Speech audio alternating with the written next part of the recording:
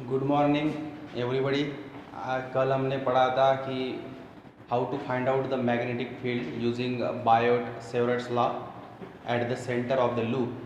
तो आज हम पढ़ेंगे कि मैग्नेटिक फील्ड अगर हमें लूप के बाहर फाइंड आउट करनी है, अगर किसी एक पॉइंट जो लूप के बाहर है उस पॉइंट पे अगर मैग्नेटिक फील्ड निकालनी है तो कैसे निकालनी है, तो आज वो देखेंगे हम। ठीक है, यानी कल हमने देखा था कि लूप के सेंटर में जो भी लूप है, जो वायर का बनाया है, कंडक्टिंग मटेरियल का बनाया है, उसमें से जो करंट फ्लो होता है, उस करंट से जो मैग्नेटिक फील्ड प्रोड्यूस होती है, वो magnetic field at the centre उसकी इंटेंसिटी क्या होती है, वो कल पढ़ा हमने। आज क्या पढ़ेंगे हम? आज हम ये पढ़ेंगे कि अगर हमें उस लूप के बाहर मैग्नेटिक फील्ड निकालनी है, उसकी इंटेंसिटी निकालनी है यूजिंग बायोट सेवरट्स लॉ, तो कैसे निकालने आज पढ़ेंगे। ठीक है, तो टॉपिक का नाम है magnetic intensity. Magnetic intensity outside the loop. Loop बोल सकते हैं या कॉइल बोल सकते हैं आप। ठीक है, सर्कुलर लूप, सर्कुलर कॉइल। ठीक है, तो उसके पहले मुझे आपको यह बताना है कि एग्जैक्टली मैग्नेटिक फील्ड कैसे प्रोड्यूस होती है और वो स्प्लिट कैसी होती है। सपोज ये कंडक्टर है, इसमें से करंट फ्लो होता है। ठीक है, सपोज ये कंडक्टर मैं ऐसे रखता हूँ। ठीक है, आपके तरफ इसकी डायरेक्शन है, मैग्नेटिक फील्ड की करंट की जो डायरेक्शन है वो आपके तरफ है। तो मैग्नेटिक करंट की अगर डायरेक्शन आपके तरफ है, ये कंडक्टर है, the current flowing through this conductor towards you. ठीक है, आपके तरफ इसकी डायरेक्शन है। तो सपोज मैं इसमें अगर पॉइंट से डिनोट करता हूँ, इस कंडक्टर को मैं क्या डिनोट करता हूँ? पॉइंट से डिनोट करता हूँ। ऐसा है ये कंडक्टर। ठीक है, ऐसा नहीं, ऐसा नहीं, ऐसा है। ठीक है, अगर इसमें दो नहीं रूल्स है, ये जो कंडक्टर है कोई एक पार्ट मैग्नेटिक फील्ड प्रोड्यूस नहीं करता। Each and every part of this conductor produce its own magnetic field, its own magnetic field. ये पहली बात। दूसरी बात, वो जो मैग्नेटिक फील्ड है वो वैसे स्प्रेड हो जाती है अकॉर्डिंग टू डिस्टेंस। जैसे जैसे इस कंडक्टर से हम दूर जाते हैं वैसे वैसे मैग्नेटिक फील्ड ऐसी स्प्रेड होती है। ठीक है, तो कैसे स्प्रेड होती है? अगर ये कंडक्टर है, अगर कोई एक मैं करंट एलिमेंट लेता हूँ, इस कंडक्टर का कोई एक छोटा पार्ट, तो स्पीड कैसी होंगी? ऐसी स्पीड होती है। पर अगर मुझे क्वेश्चन पूछा जाए कि what is the magnetic intensity at this point, इस कंडक्टर से जो भी करंट फ्लो होता है, उस करंट जो भी मैग्नेटिक फील्ड प्रोड्यूस करता है, उस मैग्नेटिक फील्ड की इंटेंसिटी इस पॉइंट पे कितनी है? तो कौन सी फील्ड मैं कंसीडर करूंगा? कौन सी मैग्नेटिक फील्ड? जो मैग्नेटिक फील्ड लाइन जो है, जो इसको टच करेगी, वो जो लाइंस है मैग्नेटिक फील्ड की, उसकी इंटेंसिटी कितनी है वो हम मेजर करते हैं। ठीक है, यानी मैग्नेटिक फील्ड जहाँ है वही हम मैग्नेटिक फील्ड मेजर कर सकते हैं, जहाँ मैग्नेटिक फील्ड नहीं है वहाँ इंटेंसिटी मेजर नहीं कर सकते। ठीक है, ये कंसेप्ट बहुत ही जरूरी है, ये ध्यान में रखो आप। ठीक है, समझ में आया?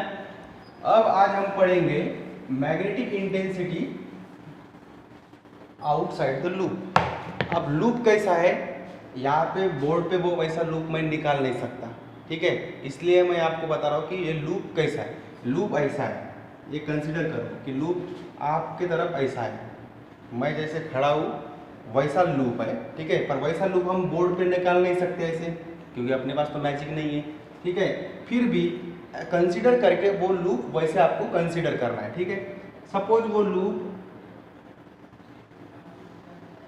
ऐसा है, ये लूप कैसा है?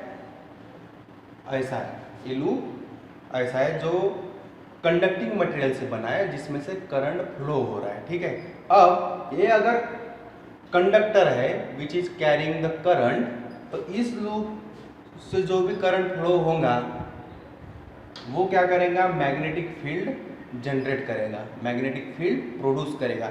तो इस लूप, इस करंट के कारण जो भी मैग्नेटिक फील्ड प्रोड्यूस होती है, तो इस पॉइंट पे मैग्नेटिक फील्ड क्या होगी, देखो लूप यहाँ पे है और इस पॉइंट पे हमें मैग्नेटिक इंटेंसिटी निकालनी है आउटसाइड द लूप। हमने पहले एट द सेंटर निकाला था, अभी एट द सेंटर नहीं निकालना है, अभी कहाँ निकालना है, outside the loop. Suppose this point अगर मैं कंसीडर करता हूँ P, इस P पॉइंट पे मुझे मैग्नेटिक इंटेंसिटी निकालनी है जो लूप के बाहर है, ठीक है। तो सिमिलरली प्रोसेस कि होल कंडक्टर से हम डायरेक्ट मैग्नेटिक इंटेंसिटी नहीं निकालते, हम कौन सा भी एक छोटा पार्ट कंसीडर करते हैं। फर्स्ट स्टेप है कि पार्ट कंसीडर करो, ठीक है। तो पहले सेंटर को नाम दे दो, इस सेंटर का नाम है O, इसकी इस जो लूप है इसकी रेडियस जो है इसकी रेडियस है A, ठीक है। और इस सेंटर से इस पॉइंट का डिस्टेंस सपोज x है, क्या है, सेंटर से इस पॉइंट का डिस्टेंस है x। अगर मैं यहाँ पे स्मॉल करंट एलिमेंट कंसीडर करता हूँ, स्मॉल लेंथ कंसीडर करता हूँ, सपोज dl कंसीडर करता हूँ, सिमिलरली उसके अपोजिट साइड में भी एक स्मॉल पार्ट कंसीडर करो, स्मॉल पार्ट यहाँ पे भी कंसीडर करो। Suppose the current flowing through this loop in this direction, अगर इस डायरेक्शन में फ्लो हो रहा है, ऐसे करंट फ्लो हो रहा है, ठीक है। तो ऐसे अगर करंट फ्लो होता है और इस करंट से जो भी मैग्नेटिक फील्ड प्रोड्यूस होंगी और वो जो फील्ड है उसके फ्लक्स अगर इस पॉइंट से लिंक होती है, तो उस मैग्नेटिक फील्ड की इंटेंसिटी, उस लाइंस की इंटेंसिटी जो है, मैग्नेटिक फील्ड की लाइन जो है, जो फील्ड है उसकी इंटेंसिटी इस पॉइंट पे कितनी होगी वो मेजर करनी है। तो मैं क्या करता हूँ, यहाँ से जो भी डिस्टेंस है, हम हमेशा एक मैग्नेटिक फील्ड का फार्मूला हमने कल पढ़ा है, वहाँ पे हम क्या लेते हैं, डिस्टेंस लेते हैं, आइडियल करंट एलिमेंट लेते हैं, बराबर है। ये आइडियल जो है करंट एलिमेंट है, डिस्टेंस लेते हैं। ये डिस्टेंस कौन सा है, it is a distance between current element and point जहाँ पे हमें मैग्नेटिक फील्ड निकालनी है, तो ये है R, ठीक है। सेंटर से नहीं, जहाँ हमने करंट एलिमेंट कंसीडर किया है वहाँ से उसकी मैग्नेटिक फील्ड यहाँ पे निकालनी है हमें। किसकी मैग्नेटिक फील्ड, ये जो करंट एलिमेंट है, ये जो भी मैग्नेटिक फील्ड प्रोड्यूस करेगा उसकी मैग्नेटिक फील्ड इस पॉइंट पे कितनी है, उसकी इंटेंसिटी कितनी है वो निकालनी है। तो उसका डिस्टेंस हमें कंसीडर करना पड़ेगा R, करंट एलिमेंट से पॉइंट तक जहाँ हमें मैग्नेटिक फील्ड निकालनी है, ठीक है। अब ये हो गया geometry.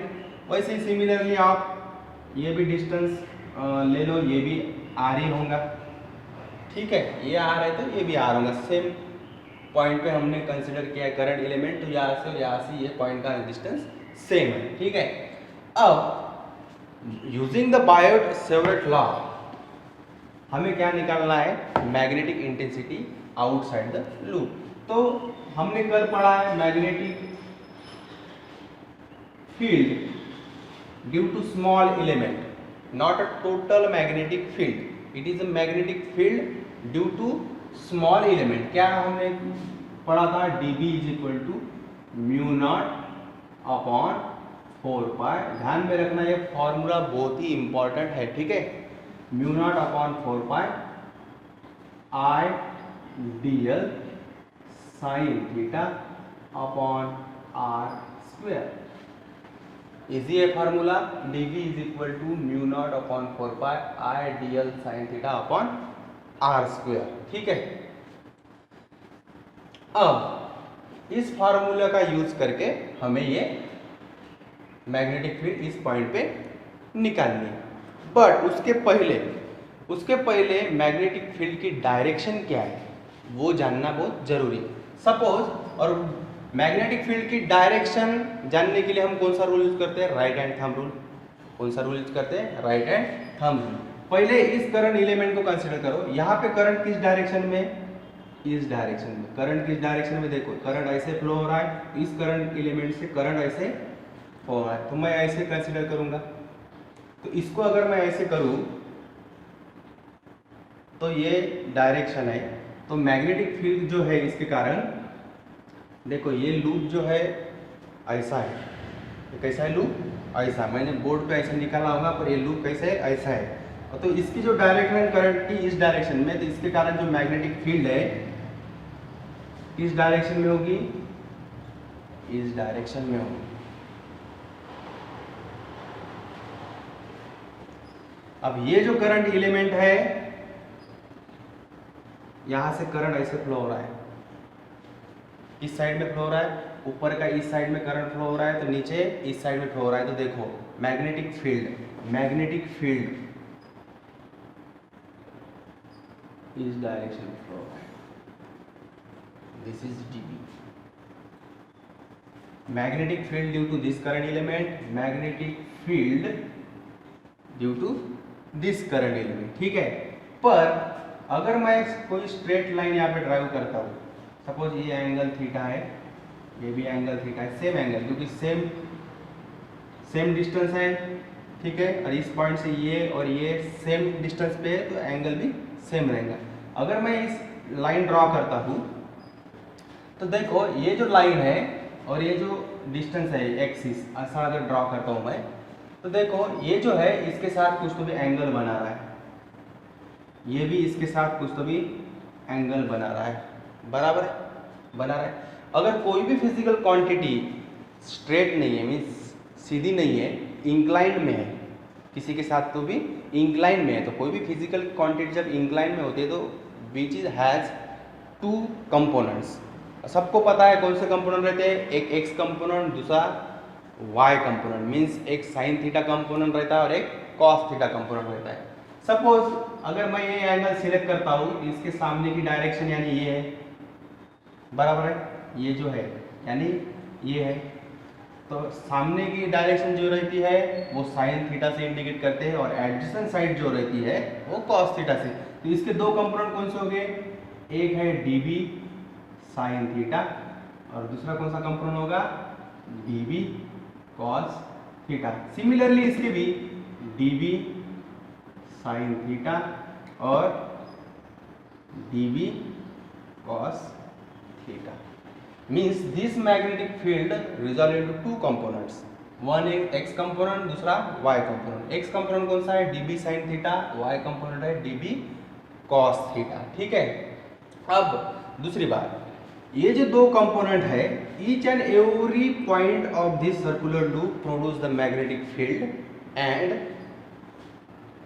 magnetic field at this point having each and every point of this current element having magnetic field in different direction and each and every magnetic field resolve into two components। तो ये जो component है ये ऐसे रहेंगे, जो ये जो y कंपोनेंट है, अगर मैं ये करंट एलिमेंट सिलेक्ट करता हूँ, इसके कारण दूसरी तरफ डायरेक्शन रहेंगी इस कंपोनेंट की। यहाँ पे अगर करंट एलिमेंट सिलेक्ट करता हूँ तो वो कैसे रहेंगे, ऐसे।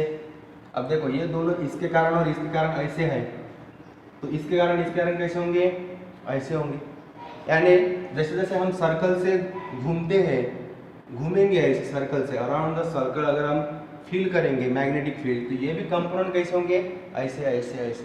एंड दिस जो y कंपोनेंट है, ये जो y कंपोनेंट है एक दूसरे के साथ क्या करेंगे, देखो इक्वल एंड कैसे अपोजिट है, इक्वल एंड अपोजिट है। और कोई भी फिजिकल क्वांटिटी जब इक्वल एंड अपोजिट रहते तो एक दूसरे को क्या करेंगे, वो कैंसिल करेंगे। मीन्स ये जो वर्टिकल कंपोनेंट है एक दूसरे को क्या करेंगे, कैंसिल करेंगे। वो कैसे रहेंगे, ऐसे रहेंगे। अगर एक ऐसे कंपोनेंट है तो ये दूसरा ऐसे है। मैं बोर्ड पे 3 डायमेंशनल स्ट्रक्चर नहीं बता सकता, पर ध्यान में रखो। पर अगर आप हर एक करंट एलिमेंट की मैग्नेटिक फील्ड अगर यहाँ पे निकालते हो, तो ये जो सपोज ये दो के कारण अगर ये मैग्नेटिक फील्ड के कंपोनेंट बन रहे हैं तो अलग अलग कैसे बनेंगे, ऐसे ऐसे ऐसे, ठीक है। ये जो अलोंग द वर्टिकल डायरेक्शन में है वो सब वर्टिकल कंपोनेंट्स है, वो जो है इक्वल एंड अपोजिट है, तो वो एक दूसरे को क्या करेंगे, नलिफाई करेंगे। सिर्फ एक कंपोनेंट है अलोंग द एक्स एक्सिस जो हर एक एलिमेंट का एक ही डायरेक्शन में, हर एक एलिमेंट का मैग्नेटिक फील्ड किसे, एक ही डायरेक्शन में। मीन्स अपना इफेक्टिव कंपोनेंट जो है मैग्नेटिक फील्ड वो कौन सा है, dB साइन थीटा। कौन सी है, dB साइन थीटा। मीन्स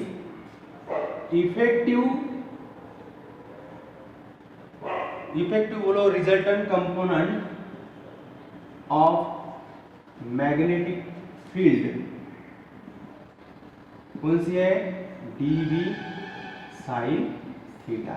क्या है, dB साइन थीटा। ठीक है, अब इसका ही यूज करके हमें आगे प्रॉब्लम सॉल्व करना है, ये दोनों का यूज करके। ठीक है, अब मुझे क्या करना है, मैग्नेटिक फील्ड निकालनी है, तो पहले मैं इसको सॉल्व करूंगा। ठीक है, फर्स्ट इसको सॉल्व करूंगा। D B is equal to mu naught upon 4 pi I D L sine theta upon R square.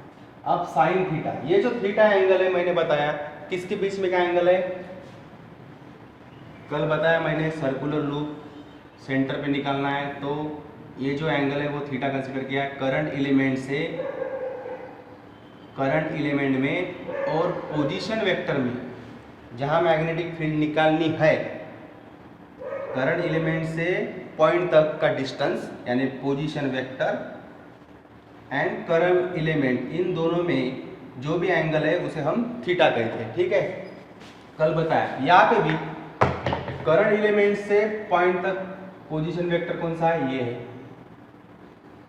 Position vector. ये इसका और एक करंट एलिमेंट का बीच में एंगल कितने का है। अभी यहाँ पे तो दिख रहा है कि 90 डिग्री नहीं हो रहा है, पर ये डायग्राम मैंने कैसे बताया आपको, ये डायग्राम ऐसी है, देखो ध्यान में रखो, मेरे हाथ पे ध्यान दो, ऐसी है, ऐसी खड़ी है। ठीक है, ऐसी है।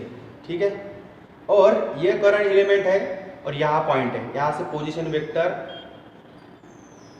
पॉइंट को इंडिकेट करने के लिए हमने पोजीशन वेक्टर डाला है। ठीक है, तो इसमें और करंट एलिमेंट की डायरेक्शन किस साइड में है, इस साइड में। देखो करंट एलिमेंट की डायरेक्शन, अगर करंट एलिमेंट की डायरेक्शन इस साइड में है, ऊपर की इस साइड में, करंट एलिमेंट की डायरेक्शन अगर इस साइड में है और पोजीशन वेक्टर ऐसा है, तो दोनों में एंगल कौन सा कितना बन रहा है, देखो 90 डिग्री। कौन सा है, 90 डिग्री। मीन्स आइडियल और आर के बीच में एंगल कितने का है, 90 डिग्री का है। तो साइन 90 डिग्री कितना होता है, 1 होता है। Means D B is equal to mu naught upon 4 pi I D L upon R square, I D L upon R square. अब हमें टोटल मैग्नेटिक फील्ड निकालनी है। हमें क्या करनी है, अभी टोटल मैग्नेटिक फील्ड निकालनी है इस पॉइंट पे due to total loop, due to total loop. ठीक है, अब मैं इसको क्लीन करता हूँ। अपना फाइनल आंसर जो है वो है D B is equal to, और यहाँ पे इफेक्टिव कंपोनेंट लिख के रखता हूँ मैं, इफेक्टिव कंपोनेंट, इसकी बहुत ज़रूरत है आगे। इफेक्टिव कंपोनेंट क्या है अपना, D B sine theta, D B sine theta.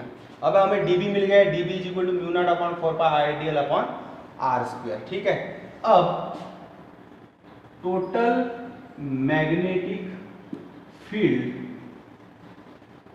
Eight point P, suppose B, total magnetic field निकालने से पहले हम इसको सॉल्व करेंगे, बाद में टोटल मैग्नेटिक फील्ड निकालेंगे। ठीक है, अब देखो इफेक्टिव कंपोनेंट निकाल लो पहले। इफेक्टिव कंपोनेंट क्या है, देखो इफेक्टिव कंपोनेंट का अगर मैं नाम देता हूँ D B E dash, D B dash, तो effective component is equal to क्या है, डी बी साइन थीटा। क्या है, D B sine theta. D B देखो, डी बी यहाँ पे है और डी बी यहाँ पे है, तो ये जो है इसमें पुट कर सकते हैं हम।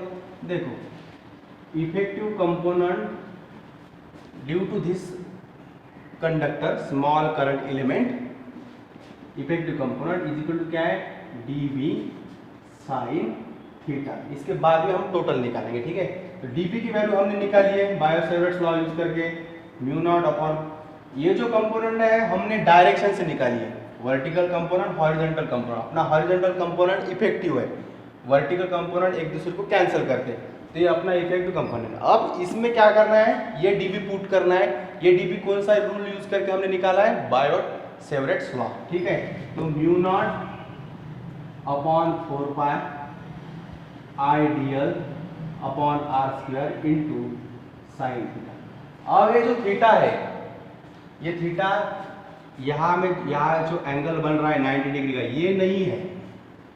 हमने जो ये बायो-सेवर्ट्स लॉ में यूज किया था वो साइन थीटा ये है, पर इसमें कौन सा है, ये है एंगल, कौन सा है, साइन थीटा कौन सा एंगल है, ये है। ये हॉरिजॉन्टल कंपोनेंट जो है अपना इफेक्ट कंपोनेंट, यहाँ पे थीटा कौन सा लिया था हमने, ये लिया था, ठीक है, ध्यान में रखो। और this theta is equal to this theta, ये एंगल और ए एंगल सेम है, ये एंगल और ए एंगल क्या है, सेम है। तो साइन थीटा का यूज अगर मैं यहाँ पे करता हूँ, sine theta is equal to, तो क्या मिलेगा आपको, साइन थीटा मीन्स हाँ front side upon hypotenuse, front side upon hypotenuse A by R. पर आर की वैल्यू अगर निकालते हो आप, आर इज इक्वल टू क्या है, पाइथागोरस का प्रमेय यूज कर सकते, थ्योरम यूज कर सकता, पाइथागोरस थ्योरम, ठीक है। आर इज इक्वल टू क्या होगा, देखो R square Pythagoras theorem, R square is equal to A square plus X square, A square plus X square means R is equal to A square plus X square root लेना पड़ेगा, इसका root लिया तो इसका भी root लेना पड़ेगा। तो रूट का साइन नहीं दिया मैंने, 1/2 लिखा आगे सिंप्लीफिकेशन के लिए, ठीक है। अब ये जो साइन थीटा है, देखो क्या होता है, sine theta is equal to A upon A square plus X square का पावर 1/2, ठीक है। अब ये वैल्यू यहाँ पुट करनी है हमें, अब इसका भी काम हो गया। तो देखो D B dash is equal to, हाँ क्या होगा अभी, mu naught upon 4 pi I D L upon R square. देखो आर स्क्वायर यहाँ पे आर स्क्वायर की वैल्यू है आप पता हमें, ठीक है, A square plus X square into sine theta की वैल्यू हमने निकाली है A by A square plus X square power 1/2, ठीक है।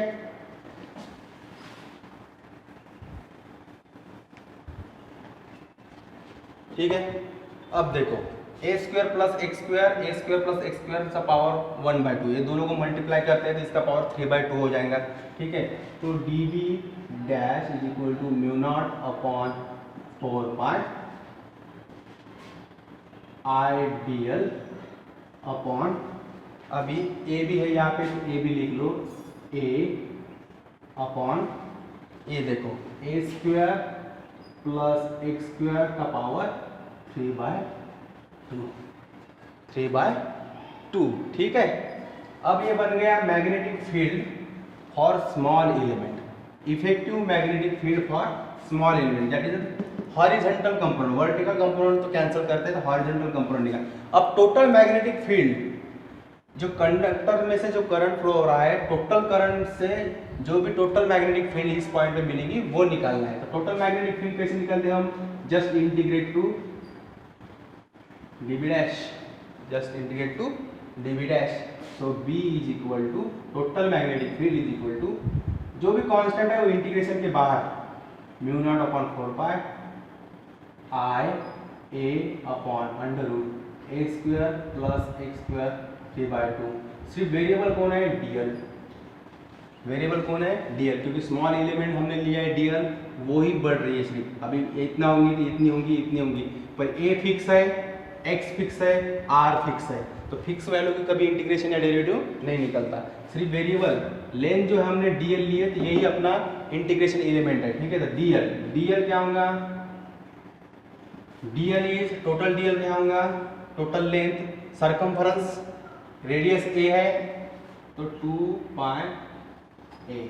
सो total magnetic field is equal to mu naught upon 4 pi I, इसका 2 पाई ए, यहाँ पे ऑलरेडी ए है, यहाँ पे ए, ये 2 पाई यहाँ पे डालेंगे तो A square upon under root A square plus X square power 3/2 into 2 pi. 2 pi cancel मत करो, क्योंकि आगे जो भी हम फार्मूला बनाएंगे तो इस पर डिपेंड रहेगा, ठीक है। कैंसिल भी कर सकते हो आप, ऐसे कुछ नहीं है, पाई कैंसिल होगा, ये पाई कैंसिल होगा, 2 रखेंगे तो फाइनल आंसर होगा B is equal to mu naught upon mu naught I A square upon 2 into A square plus X square power 3/2। ठीक है, this is the final answer. और ये आपको ध्यान में रखना है क्योंकि इसके आधार पर आगे जाके प्रॉब्लम सॉल्व करेंगे और स्पेशल कंडीशन पढ़ेंगे। अलग अलग स्पेशल कंडीशन रहती है इसके लिए। ठीक है, तो हम पढ़ेंगे स्पेशल कंडीशन। स्पेशल कंडीशन क्या है?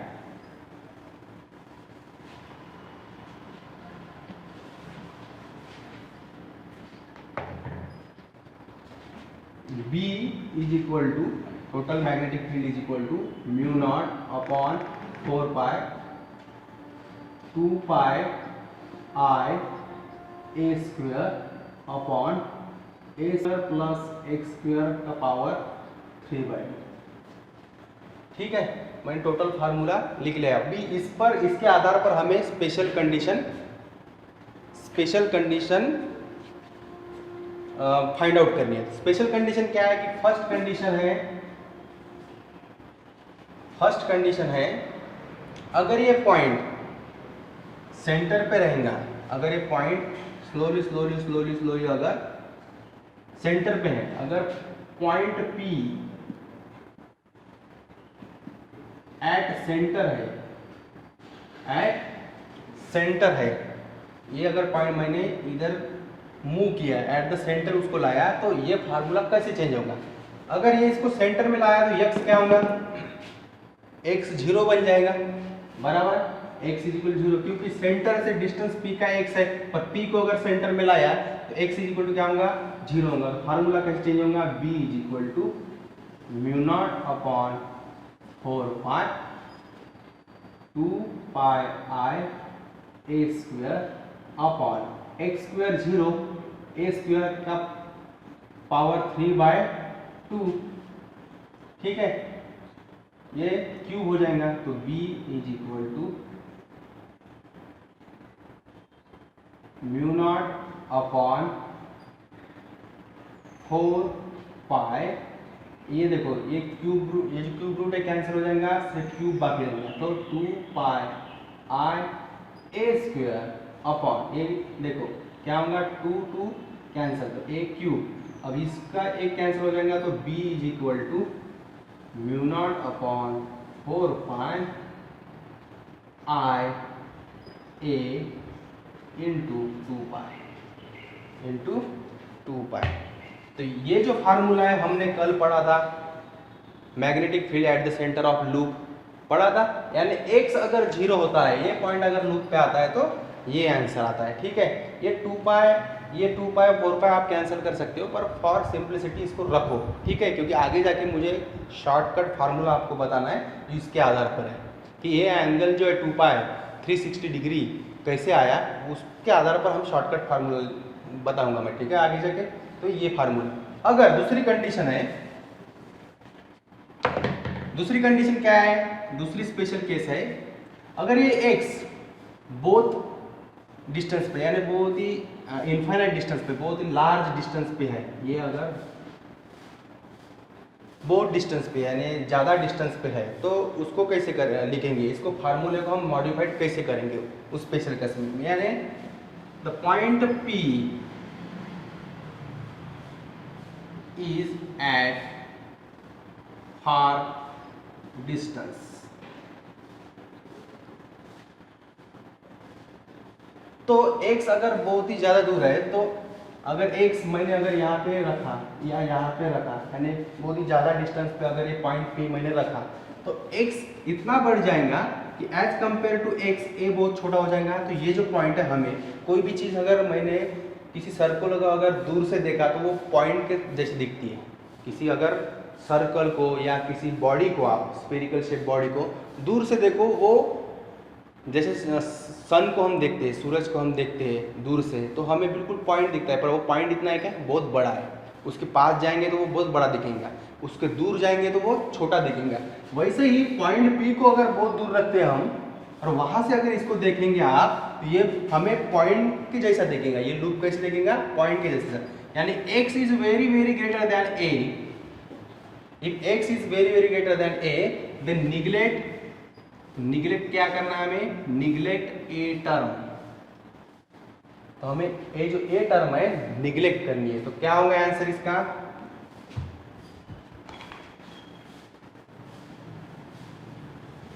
क्या होंगे आंसर, देखो इसको मॉडिफाइड करो, अगर x is very very greater than a then b is equal to mu naught upon 4 pi 2 pi i a square upon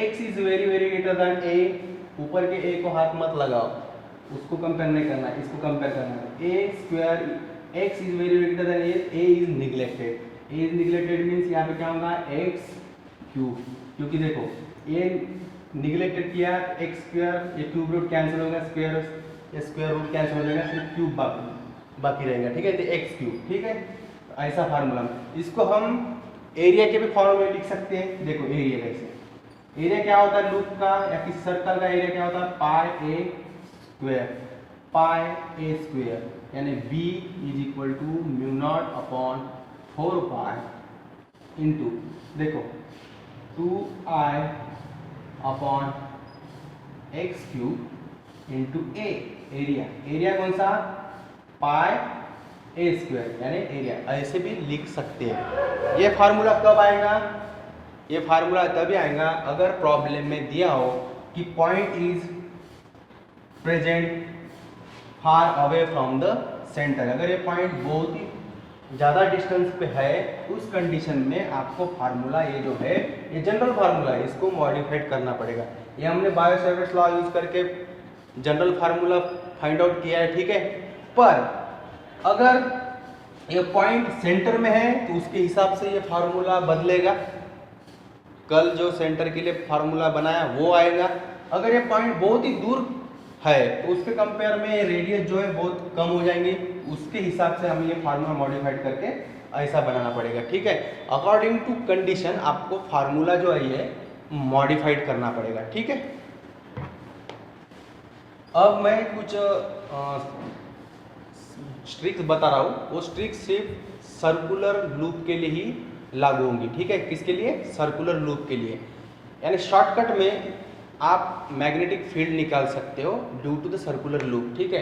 कभी कभी प्रॉब्लम में क्या होता है, सर्कुलर लूप फुल रहती है, कभी कभी हाफ ही देके रहती है, कभी कभी क्वार्टर रहती है, या कभी कभी यानी अलग अलग एंगल पे वो सर्कुलर लूप दी रहती है, ठीक है। तो वो हमें क्या करना है कि वो शॉर्टकट फार्मूला यूज करके हमें magnetic field due to that circular loop at the centre निकालना है, at the centre, not away from the centre, ठीक है, not away from the loop. हमें मैग्नेटिक, मैं जो भी अभी ट्रिक बता रहा हूँ, वो फार्मूला दे रहा हूँ आपको मैं, वो जो शॉर्टकट फार्मूला है वो कब यूज करेंगे आप, जब सर्कुलर लूप दी है और eight the centre magnetic field आपको निकालनी है।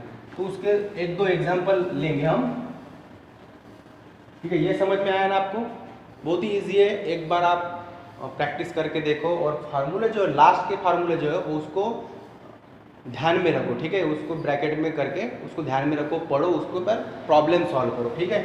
अब मैं आपको कुछ ट्रिक देने वाला हूँ, उस ट्रिक ध्यान में रखो आप, ट्रिक्स क्या है, ठीक है। Tricks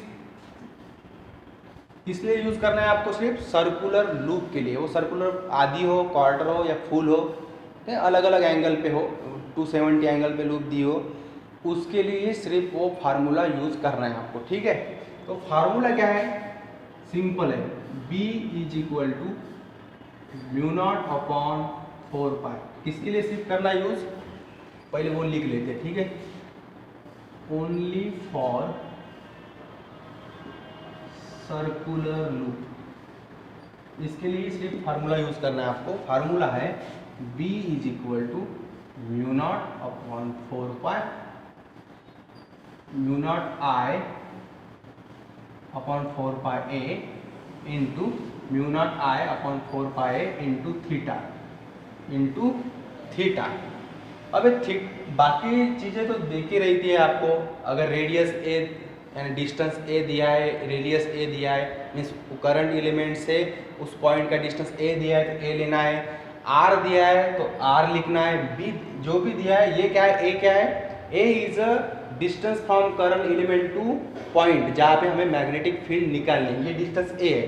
theta means it is a angle subtends by the circular loop at the centre. जैसे सबटेंड्स यानी क्या, सपोज सर्कुलर लूप है, यहाँ पे मैग्नेटिक फील्ड निकालनी है। तो मैंने अगर ऐसी लाइन ड्रॉ की तो this circular loop, this half circular loop subtends the angle at the centre कितना होगा 180 degree, means it is equal to pi. अगर इतना ही है और यहाँ पे सेंटर पे अगर मैग्नेटिक फील्ड निकाल लिया हमें, करंट फ्लो हो रहा है, तो मैं क्या करूँगा, ऐसे दो लाइन ड्रॉ करूँगा और इस सर्कल के पार्ट में कितना एंगल सबटेंड किया है एट द सेंटर वो देखे रहता है आपको प्रॉब्लम में, वो यहाँ पे पुट करना है। किस फॉर्मेट में देखे रहता है 2 पाई, पाई, 3 पाई बाई 2, ऐसे फॉर्मेट में वो एंगल देखे रहते हैं, वो आप यहाँ पे पुट करना है। ठीक है, कौन सा लेना है एंगल आपको कि सर्कल का जितना भी पार्ट है सेंटर एट द सेंटर कितना एंगल बनाता है वो एंगल आपको, ये एंगल नहीं, ये एंगल नहीं, ये एंगल नहीं, सिर्फ ये एंगल जो सर्कल के नीचे है एट द सेंटर है। ठीक है, जो भी सर्कल एट द सेंटर जो भी एंगल बना रहा है वो ही एंगल आपको लेना है। वो एंगल इस फॉर्मेट में देके रहता है, वो आपको डायरेक्ट आप पुट करना है और प्रॉब्लम्स 2 स्टेप में सॉल्व हो जाता है। ठीक है, एक है। ठीक है, और दूसरा एक फार्मूला है, सपोज इसी फार्मूले का यूज करके वो एक प्रॉब्लम सॉल्व करना है। सपोज 2 कॉइल है, 2 सर्कुलर लूप है और यहाँ पे सेंटर में मुझे मैग्नेटिक फील्ड निकालनी है। एक की रेडियस है A1 और दूसरी की रेडियस है A2, तो यही फार्मूला यूज करना है। सपोज इसकी डायरेक्शन करंट की इस डायरेक्शन में और इसकी इस डायरेक्शन में, यहाँ से भी करंट I फ्लो हो रहा है, इसमें से भी करंट I फ्लो हो रहा है।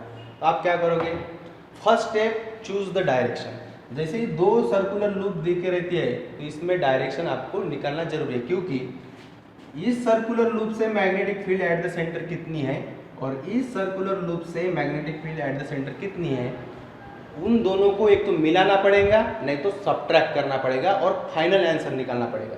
तो मुझे इस पॉइंट पे मैग्नेटिक फील्ड निकालनी है। सपोज इस लूप के कारण अगर मैग्नेटिक फील्ड मैंने अगर कंसिडर करी B2 है और इस लूप के कारण अगर मैग्नेटिक फील्ड B1 है, तो मैं क्या करूंगा B1 प्लस B2 करूंगा। पर प्लस कब करूंगा, जब करंट की डायरेक्शन सेम डायरेक्शन में है। अगर करंट सेम डायरेक्शन में है, एक ही डायरेक्शन में फ्लो हो रहे हैं, तभी मैं प्लस करूंगा। अगर ये 2, अब प्लस करने के बाद क्या होगा, ये फार्मूला यूज करो, पहले स्मॉल लूप लो, स्मॉल लूप यहाँ पे अप्लाई करो, सेंटर में एंगल, ये जो लूप है सेंटर में एंगल कितना बना रहा है 2 पाई का। ठीक है, तो ये यूज करो।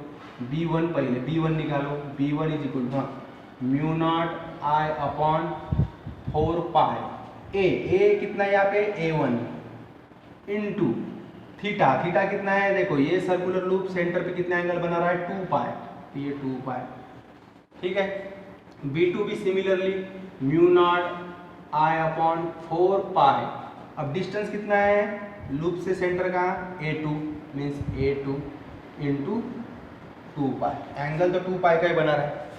मैंने ऐड क्यों किया, क्योंकि दोनों भी मैग्नेटिक फील्ड की direction at the centre same है। देखो इस लूप की भी डायरेक्शन इनसाइड ही है, इस लूप के कारण भी डायरेक्शन इनसाइड है, तो दोनों की भी डायरेक्शन सेम डायरेक्शन में है, दोनों भी फील्ड सेम डायरेक्शन में, तो ऐड होंगे। ठीक है, ऐड करने के बाद क्या करना है, अभी टोटल मैग्नेटिक फील्ड निकालनी है इस लूप के कारण और इस लूप के कारण, यहाँ पे मैग्नेटिक फील्ड जो है वो ऐड होंगी।